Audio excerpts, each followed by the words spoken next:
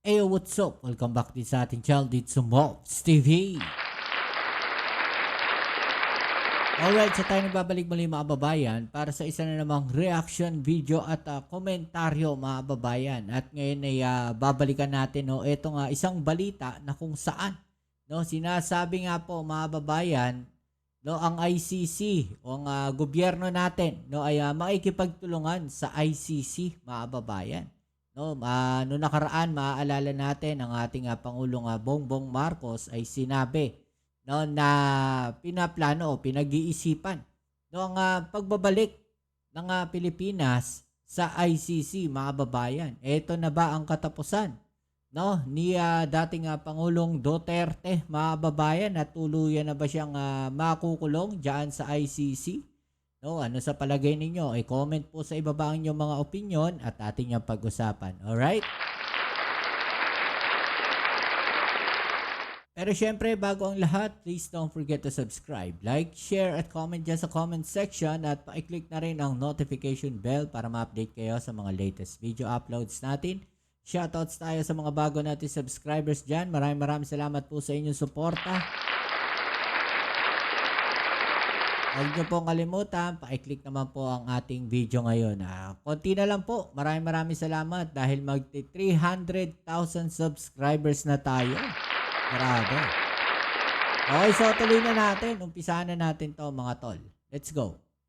Dumako naman tayo sa ibang balita. Ngayon po, makikipagtulungan ang gobyerno ng Pilipinas sa International Criminal Court. Pero kailan lamang maanghang pa ang mga binibitawang salita ng mga opisyal ng administrasyon laban sa ICC. Konting background po muna. Umatras tayo sa Rome Statute taong 2018 at nagkabisa po ito taong 2019. At magmula noon, binabaliwala ng Pilipinas ang investigasyon ng ICC sa Duterte Drug War. Dumaan ang 2022 elections at nanalo ang Marcos-Duterte tandem. Hindi katakataka na sa ilalim ng Marcos administration, wala pa ring puwang para sa investigasyon ng ICC laban kay ngayon former President Duterte. Pero hindi pa nagtatapos ang 2022, meron na pong paramdam si Justice Secretary Boying Remulla. Meron daw mga pulis silang kausap na gustong tumestigo tungkol sa EJK pero hindi makapag-apply sa Witness Protection Program. Sinabi niya po ito sa programang The Chiefs ng One News, Agosto 26, 2022. Marami mong gustong lumabas dyan o magtumestigo, ngunit hindi naman sila makalabas dahil nga wala silang protection sa batas. Under the Witness Protection Program, ay hindi po covered ng law enforcement officers. Yes, sir. I think we have to amend this law. Dagdag pa ni Remulla, ang mga pulis na ito napilitan lamang makisali sa mga EJK. Ito po ang unang opisyal na pagkakakumpirma ng pamahalaan na nagkaroon nga ng mga EJK noong panahon ni Duterte. Pero sa puntong ito, malinaw pa ang posisyon ng Marcos administration. Hindi nila kinikilala ang jurisdiksyon ng ICC sa anumang mga kaso ng EJK sa Pilipinas. Pero mahalaga ang mga pangyayari noong sumunod na taong 2023 sa konteksto ng usaping ito. 2023 lumitaw ang mga lamat sa pagitan ng mga Duterte at pamilya Marcos. Noong Abril 2023, manghang pa ang bitaw ni Remulla laban sa ICC.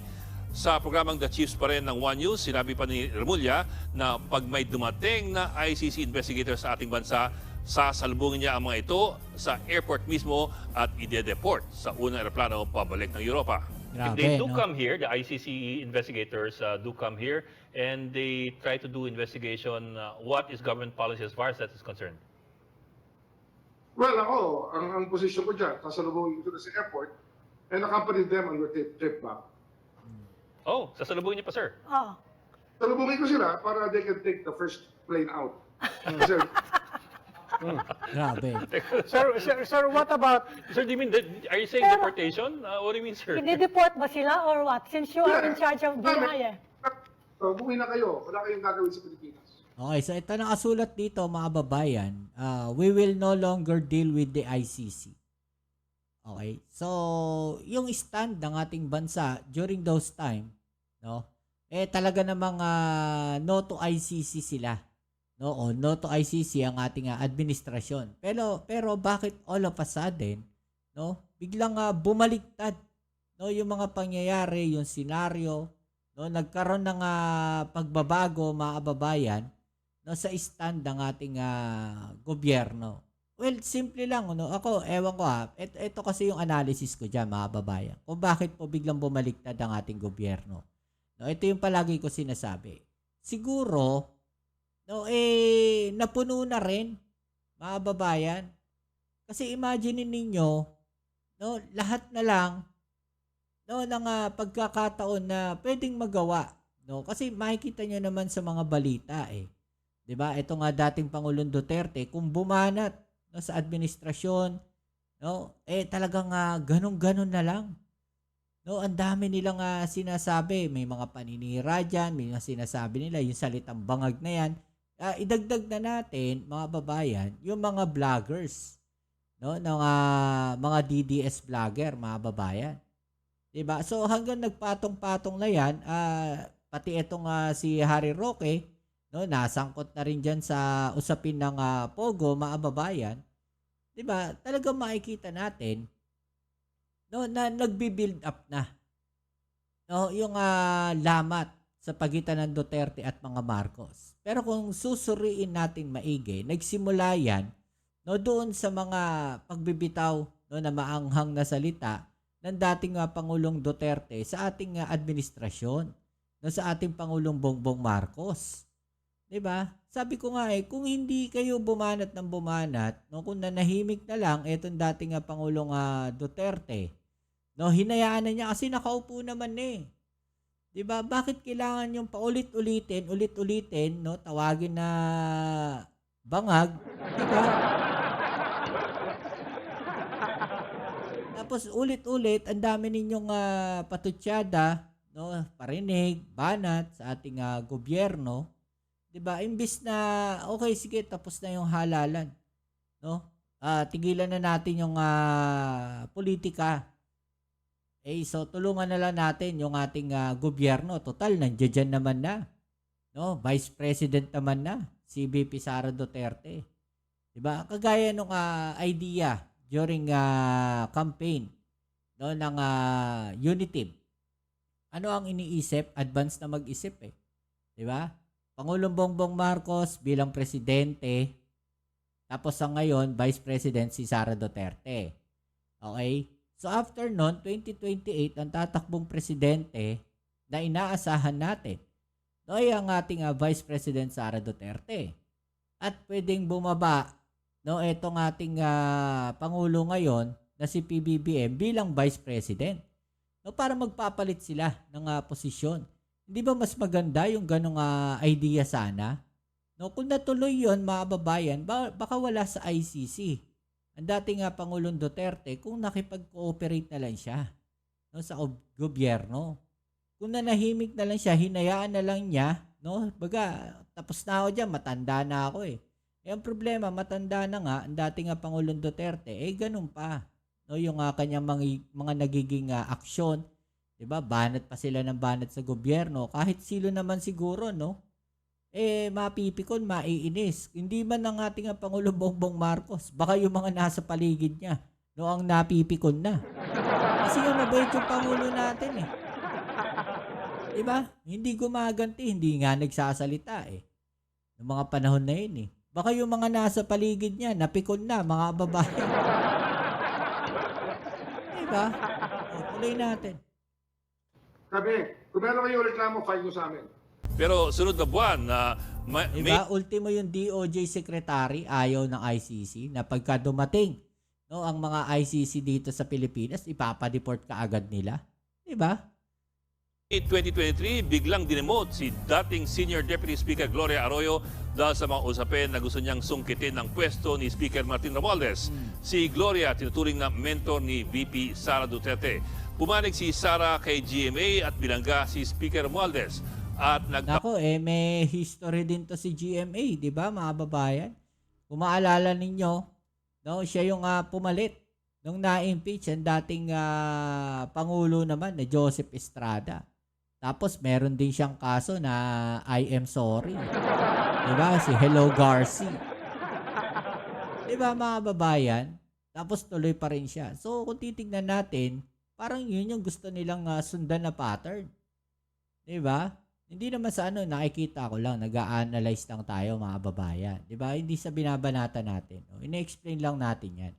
Di ba? Napapag-usapan lang ba? Di ba? Nagko-komentaryo lang tayo. No? Wala tayong specific na binabanatan dito. Pero yun lang yung sinasabi natin. Di ba? Na yan yung naging history. Di ba? Na etong si Gloria Macapagal Arroyo, na mentor ni VP Sara Duterte, mga babayan, nagtandem sila laban kay Romualdez. Di ba?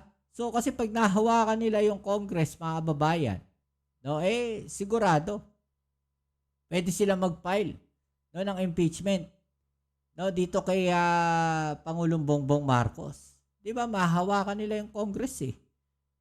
Tapos kakampi pa nila yung Senado. Di ba? So the tactics is obvious. No, kaya gusto siguro nilang hawakan yung Congress. Kaya etong si Martin Romualdez, ito lang analysis lang natin. No, binanata na kaagad, no, inunahan na. No, ito si Gloria Macapagal Arroyo. Kaya dinemote ka agad. 'Di ba? Para hindi na makagalaw. Kasi kung yan ay makakagalaw at magiging Speaker of the House, itong si Gloria Macapagal Arroyo, may kapangyarihan na sila. No, na mapatalsik ang ating Pangulong Bongbong Marcos, 'di ba? Tapos sila na yung uupo. Ang haba ng termino ni VP Sara Duterte. Yun yung sinasabi natin. No? Parang mauulit yung history. No, uulitin nila. Kaso hindi nagtatagumpay. Nauunahan sila. Yun lang naman yung nakikita ko rito, 'di ba? Balikan natin yung mga babae ng konti. Wala kayong gagawin sa Pilipinas. Kami, kung meron kayong reklamo, file nyo sa amin. Pero sunod na buwan, May 2023, biglang dinemote si dating Senior Deputy Speaker Gloria Arroyo dahil sa mga usapin na gusto niyang sungkitin ang pwesto ni Speaker Martin Romualdez. Si Gloria, tinuturing na mentor ni VP Sara Duterte. Pumanig si Sara kay GMA at bilangga si Speaker Romualdez at nagtawagan ng mga maanghang na salita. Downhill na po lahat mula nung panahong yun. September 2023, binulugar ng mayorya sa Kongreso na madaliang inubos ni VP Sara ang 125 million na confidential funds sa loob lamang ng 11 araw nung katapusan ng 2022. November 2023 naman, nagulat ang lahat ng sabi ng Pangulo na pinag-aaralan niya kung sasali ba muli ang Pilipinas sa ICC. Ito po, Enero. So 2023 pa lang, 'di ba, nagsalita na yung Pangulo natin. 'Di ba? So medyo nawindang na sila diyan, mga babayan. So 2024, open warfare na po ang dalawang dating magkaalyansa. Inakusahan ni dating Pangulong Duterte si Pangulong Marcos na gumagamit ng illegal na droga. Diba? Nagtawag din si Duterte ng secession para sa Mindanao. Yung akusasyon na yan, mga babayan, campaign period pa lang, ginagamit na yan. No, ng ating dating Pangulong Duterte. 'Di ba? Sinisiraan niya. Imagine niyo 'yung mga babayan, no. Katandem ng anak mo na tatakbong presidente at vice presidente under Uniteam, pero sinisiraan mo.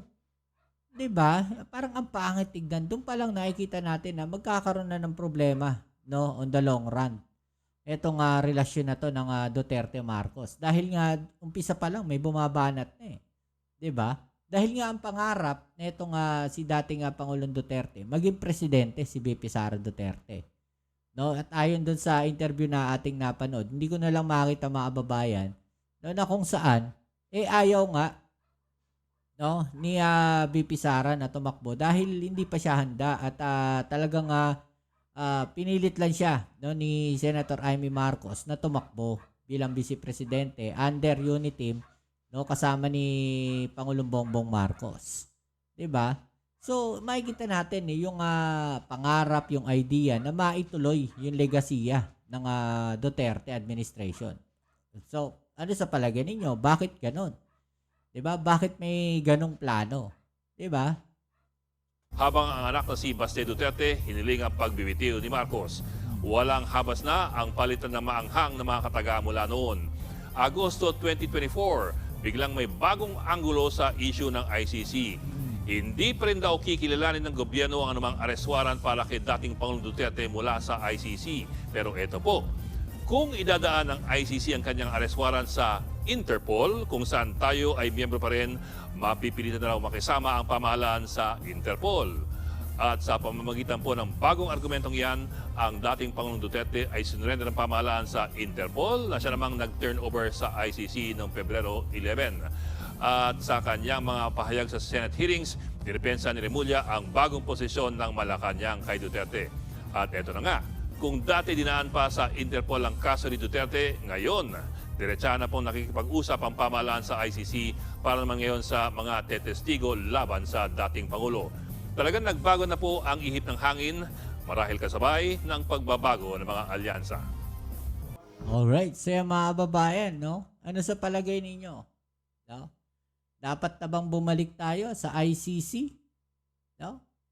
At tuluyan na, no, na masira ang relasyon ng Duterte at Marcos. Kayo mga babayan, no? I-komento ninyo dyan sa ibaba ang inyong mga opinion at atin yung pag-usapan. Alright? So yan muli, maraming salamat sa lahat ng mga patuloy na kasuporta dito sa ating channel. Kita-kits tayo sa ating next video upload. Ito ang inyong Kuya Mobs dito sa Mobs TV. Peace. Amen.